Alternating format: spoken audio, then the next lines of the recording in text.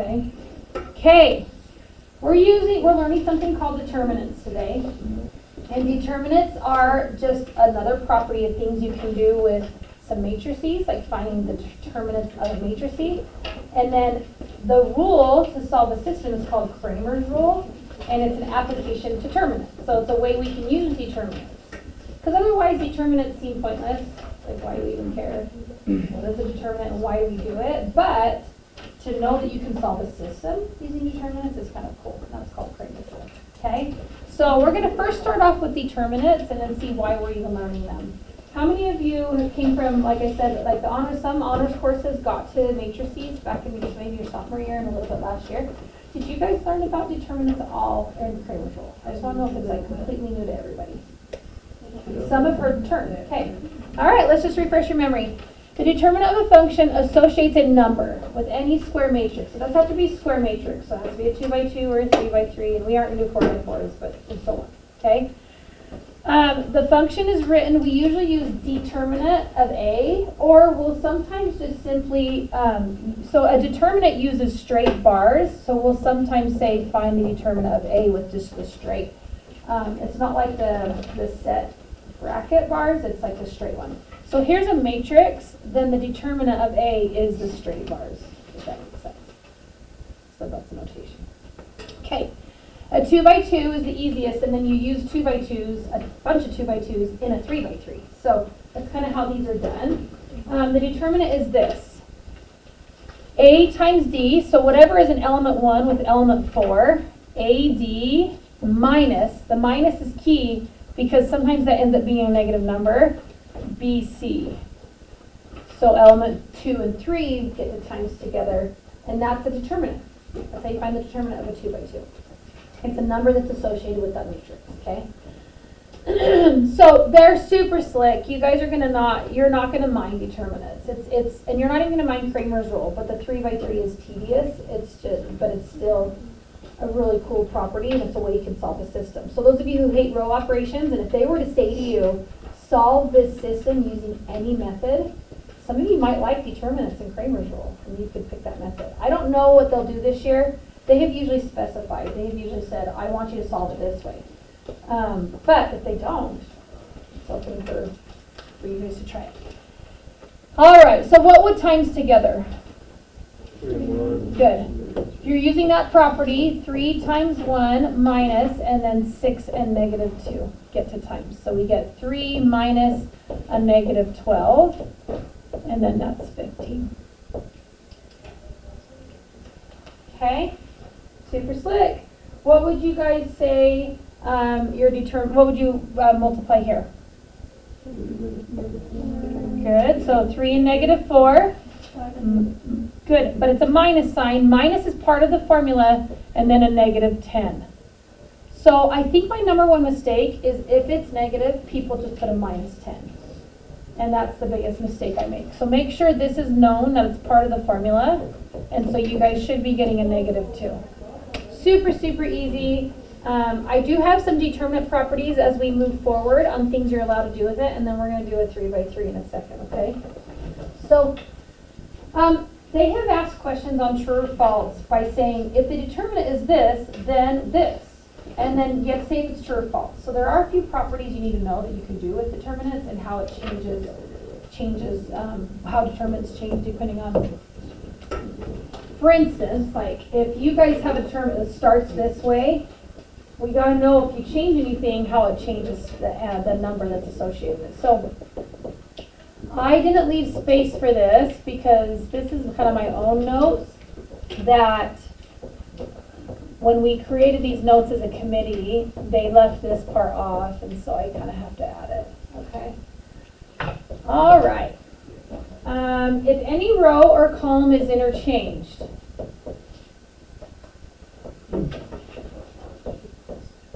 so when you're solving a system, it really doesn't matter if you rearrange rows. You're still going to get the same solution. But as far as the number that's associated with a specific determinant, it does matter. So it does change things. So if you happen to like rearrange and move the 3 and negative 2 down, for instance, the sign of the determinant changes.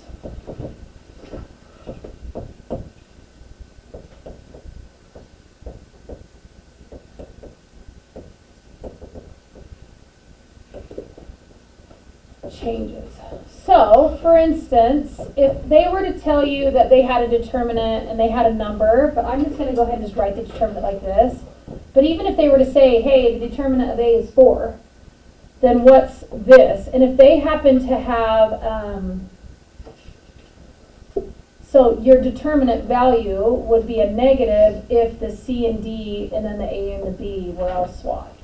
Your value would switch. So if I said to you, hey, A, B, C, D is 4, what's the value of C, D, A, B? You would say negative 4. Does that make sense? That's a question they could ask on a true or false, okay? Another property with determinants to remember is if any row or column has all zeros, your determinant is 0. And that actually probably means it's one of your specialty ones, like a inconsistent system or like an infinitely many solution. So you can't technically, if your original determinant is 0, you're going to learn you can't use Cramer's rule. So, but if any row is 0, then you guys will find your determinant is 0. So, if any row or column has all zeros, then the determinant, which that's a no-brainer, mathematically speaking, when you do the timesing and all that, you just know the determinant would be 0. If any row or column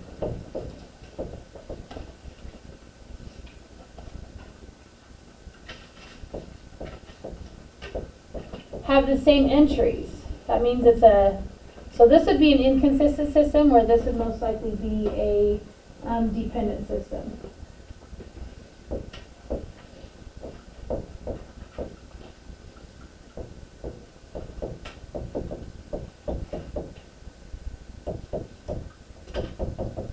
And then the fourth property that I'm going to leave it at is if any row or column is multiplied by if any in the row or column is multiplied by a scalar.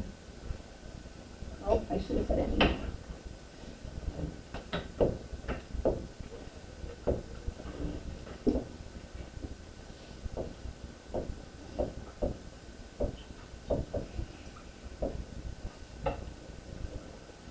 This is why it was worth to have this ALPS pre-written in, because this is annoying. Is multiplied by a non-zero, by the way, that has to be non-zero number, and we're going to call it K, because that's what we usually use for our scalars. Then the value of the determinant changes by that.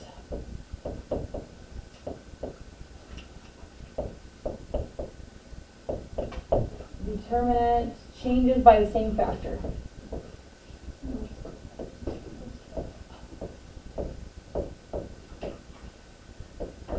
Okay, I did have to abbreviate, so I'm sorry if you guys, that was supposed to be multiplied, and I had to type mistype that, but it is multiplied, and then I abbreviated this by doing it. Okay, so for instance, let me do this in a different color so it kind of sets it apart. I should have done this one in a different color where if the determinant is this, then this is the negative of that. But if I start with the determinant A, B, C, D, and I simply like times, or I maybe have, you can tell that I times a row by a number, like the whole top row was times by a 2, for instance. So we're going to use the K there, but C and D had to stay, I guess.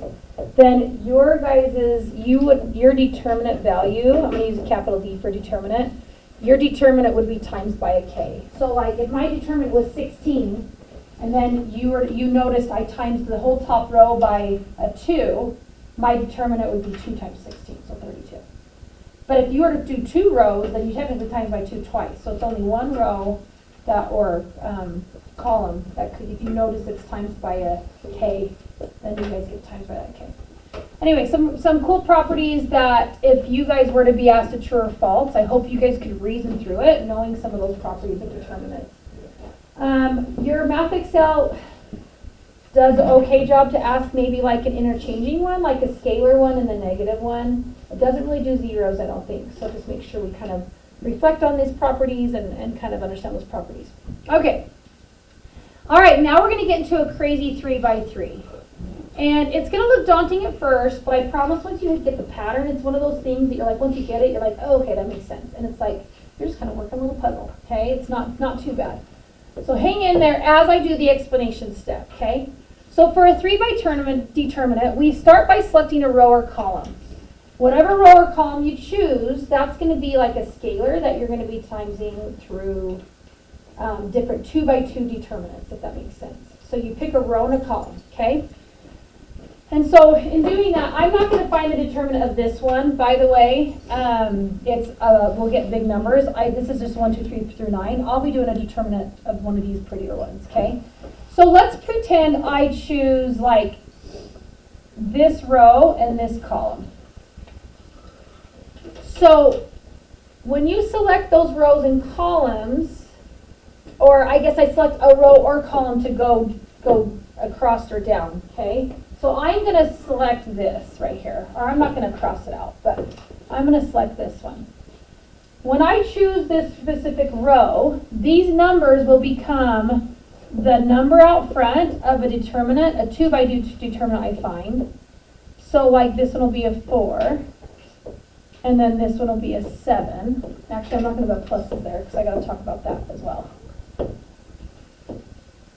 And then we will find determinants of those smaller 2x2s. So, for instance, I usually pick a row or column that has a 0 because it's like less multiplying because it's 0 times that determinant.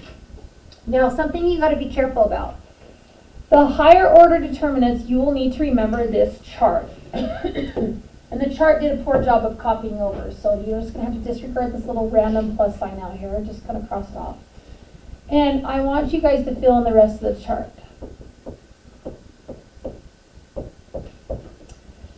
These little scalars, depending on which element you're at, need to either stay the sign they are or negate whatever they are. And there's more explanation to this, and if you want to hear it, you can like listen right now, otherwise just tune me out for a second. So like this is row 1, column 1 spot. This is row 2, column 1. This is row 3, column 1. And if you guys think about those as like a -1 raised to a 1 plus 1 versus like a -1 raised to a 2 plus 1, which is cubed, a -1 raised to a 3 plus 1, which is a 4. Notice how this would turn out positive, this would turn out negative, and this would turn out positive. So the sign of the determinants, which is quite an amazing theorem and quite an amazing property that some early mathematician realized this pattern. Math is about patterns that smart, really smart, inquisitive mathematicians early on in their life were just like trying to figure things out. I just think it's really quite remarkable because we live in such a time that so many easy things are handed to us. Like we don't understand what it's like to be so inquisitive and like wondering like why stuff works out in the world. It's kind of sad. It kind of hinders us because if you're like a problem solver, like to figure things out, I can't imagine being alive at that time and wanting to figure out why things work out. So isn't this really quite crazy? Depending on which element you're at, the determinant is determined, like you got to change the signs depending where you're at. Like for instance, if I'm in row 1, column 2, so this is row 1, column 2, that one has a cube, that's an odd, right? It's an odd number. So -1 raised to an odd will turn out to be a negative in that spot. Does that make sense? And that's why it alternates. So just remember this top one's positive and then you alternate from there on out.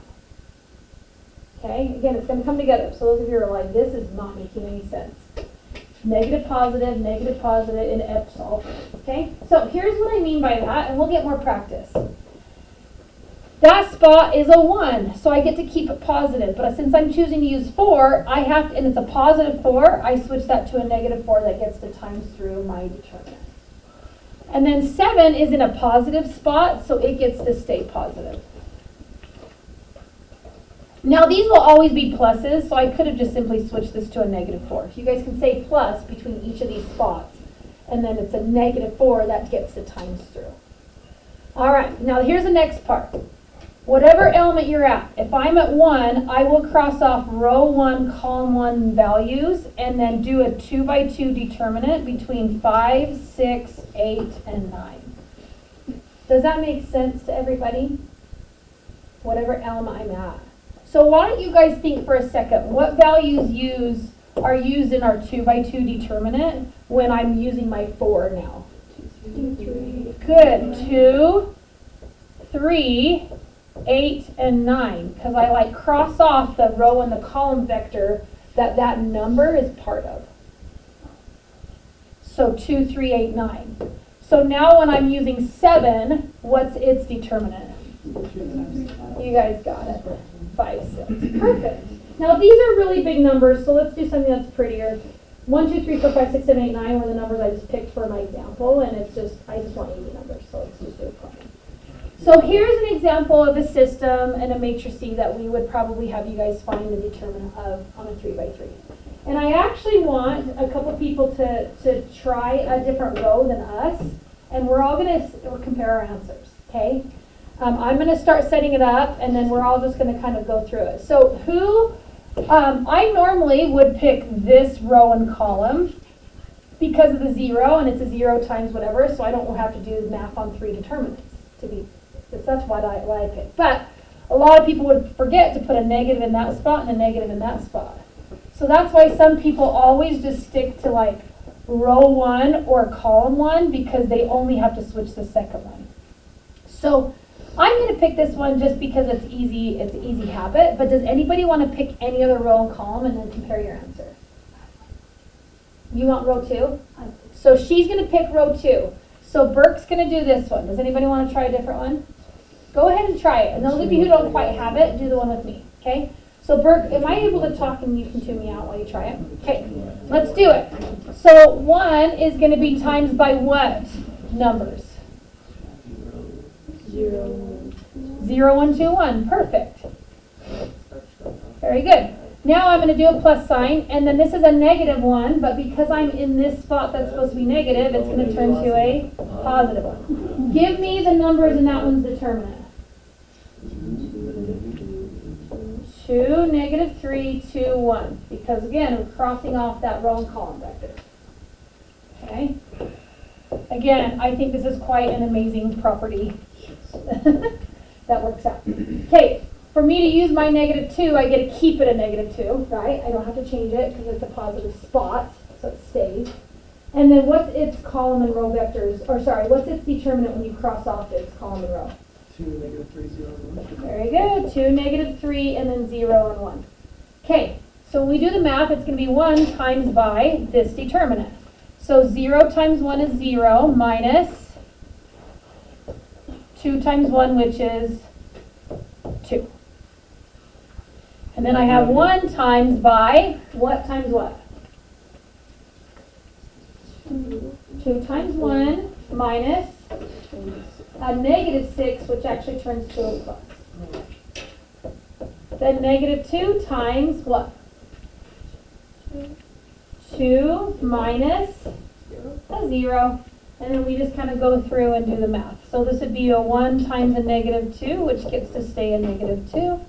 We end up with a 1 times an 8, which gets to stay an 8. And we get a negative 2 times a 2, which is a negative 4. So do you guys have a positive 2 as your determinant for that 3 by 3? And then Burke, did you finish using your row 2 and did you get a positive 2? Yeah, she did.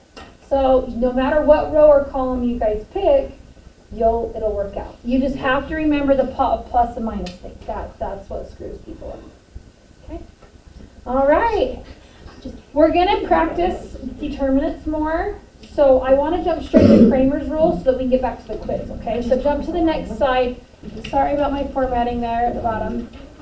Okay, here is Cramer's rule. I am going to do Cramer's rule for a 2 by 2, but we also will talk about it for a 3 by 3.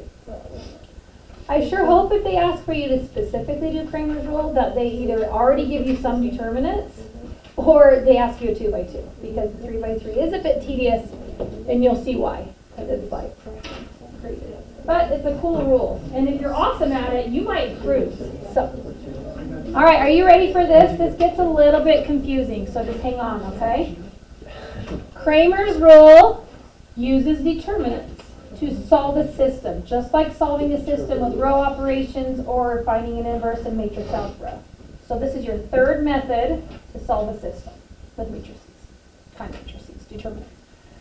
Okay, imagine I took a system like this, and notice how my matrix, it would be A, B, C, D. Is everybody with me? So if I want to find the determinant of my original system, it's an A, B, C, D. So what you guys do for Cramer's rule is you first find the determinant to the original system. See our little B matrix, E and F, that's our B, our constant side.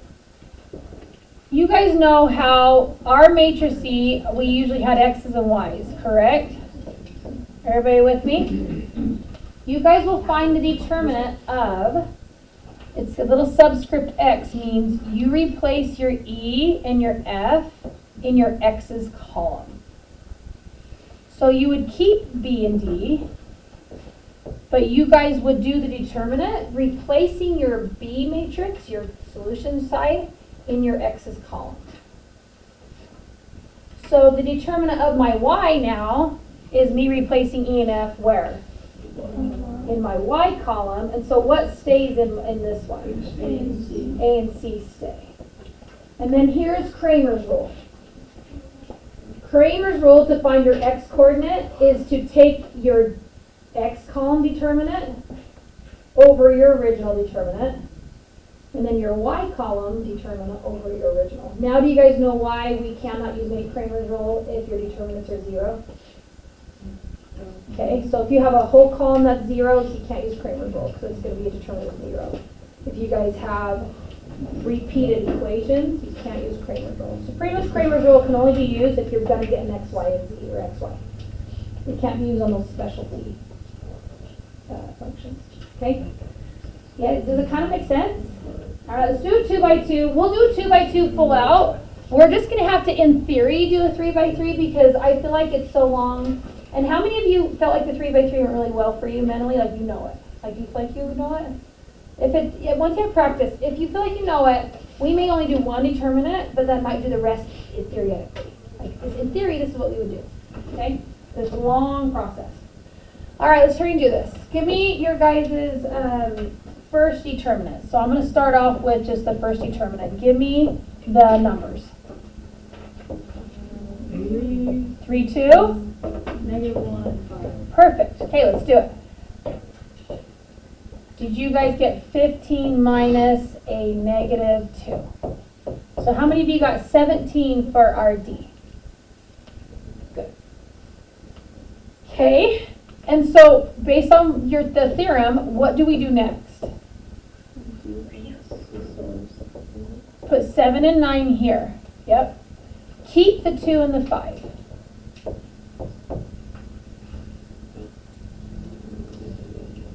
What's that determinant? Did you guys get 35 minus 18? Okay, what's that? Good. And then we have to do it yet one more time. And now what happens? 3 and -1 on the X column. And what about this other column? 7.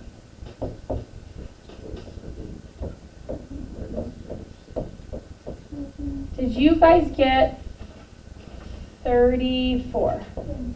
Perfect. Now we're not done, but if I want to be able to solve the system, I want to be able to find my X coordinate and I want to be able to find my Y coordinate. So based on that formula up above, or the theorem up above, what do we do? Good. You want to do D sub X over D, which you guys said was 17 over 17. And then what about this one?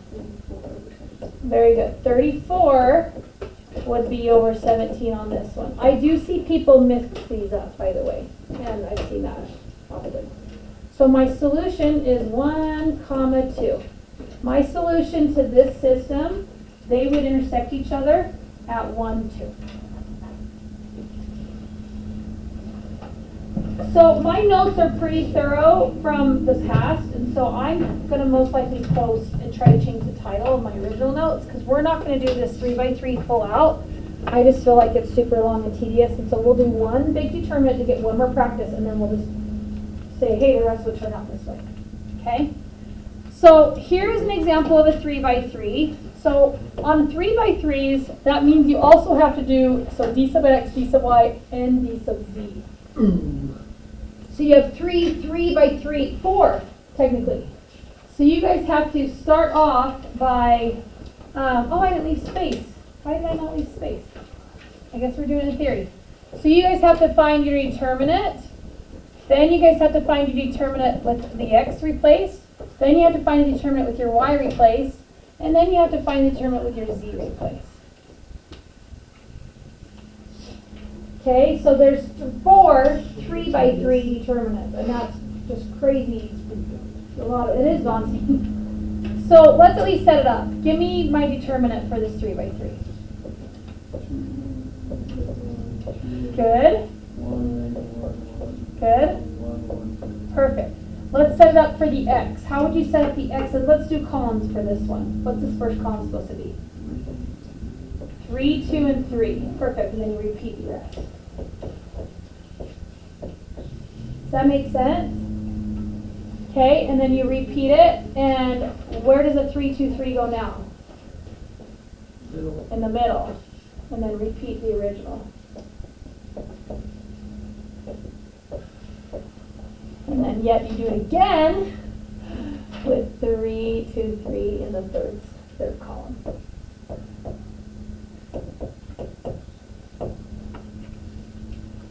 Daunting? Yes. Be really awesome at 2x2 though. I think 2x2s are slick. Okay. We can at least set this one up and try to, and then the solution when we are done, by the way, was supposed to be, I'm sorry for the space. I, in formatting, must have just kind of quickly copied and pasted stuff and kind of left that. But it should have been 2/11, 1/11, and -3/11 for those of you who do want to solve it. So we'll get our determinant with our z. When you guys are checking your work, would have been a -3. Your determinant with your y is going to be a 1. And then your determinant with your x is going to be a 2. So you have to do that thing you did with your determinants for all 4 of those? Is there even going to be one on that test because it would take so long? Not on mine.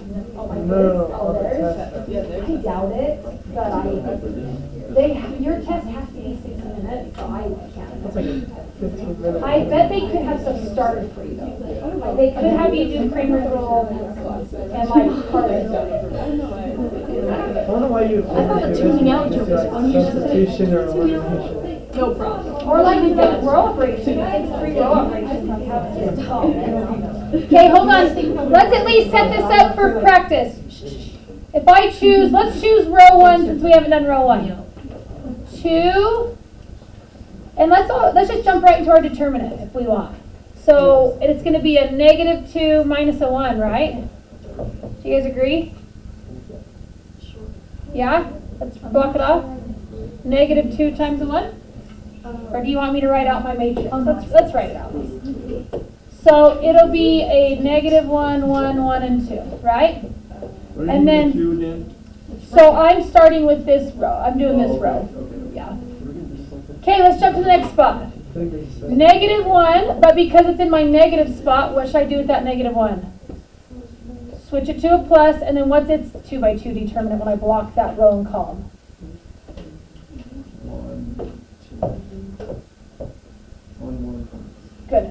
So it's supposed to be 1, 1, 1, 2. 2 minus. Okay, and I'm going to try to erase that yellow. If it lets me. Shoot. Was that a -1 originally? Okay. All right. So now I'm at 2 again. So what's its 2x2?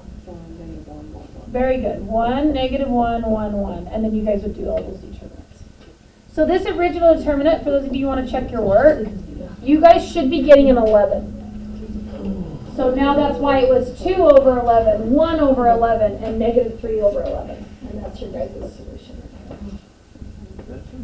It is intense. Thanks. So with the do I have to put that into Yeah. matrices first? No. Can I find the determinant? It's not a matrice. Or, It's 2 times the determinants. but I'm whole thing is, Correct. You have to find the determinant first. so I'd do like -1 times 2 and like 1 times Because 1. if you, hey girls, And then I this would is times it a by girls, 2. sorry, I just coached my girls last night.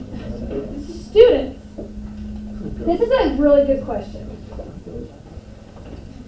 This is not having us times this through. If you do times it in, it will change the complete value of your determinant. So this is a really good question. And I would find the determinant first, then times the number by the determinant. Okay, really, really good question. So save this to distribute after. Do the determinant of that 2 by 2. And it'll change values and stuff. Okay? All right.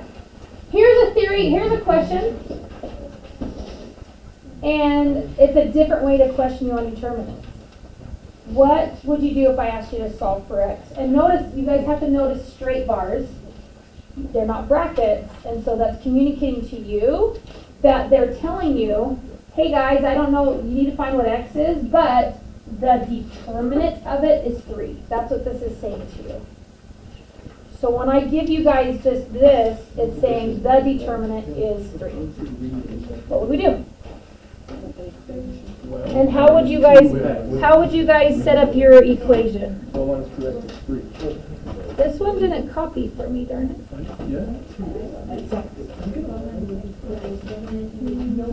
Okay, what'd you just say to me? Very good. I know the determinant is 12 minus x squared. Why? Why do I know that? Yeah, I have to go 3 times 4 is 12 minus x times x is x squared. And then I would just solve. So I would add my x squared over, I'd probably minus my 3 over just to keep stuff positive. And then I would square root and get, plus or minus 3. So they could ask unique ways to assess you on determinants, right? They may not just say, just do the determinant. They get to assess you on determinants and just kind of have like a different way to ask you. Okay. Do you guys feel confident in those formulas to try on your homework? Not confident? Confident, but it's tedious? Okay. All right. I am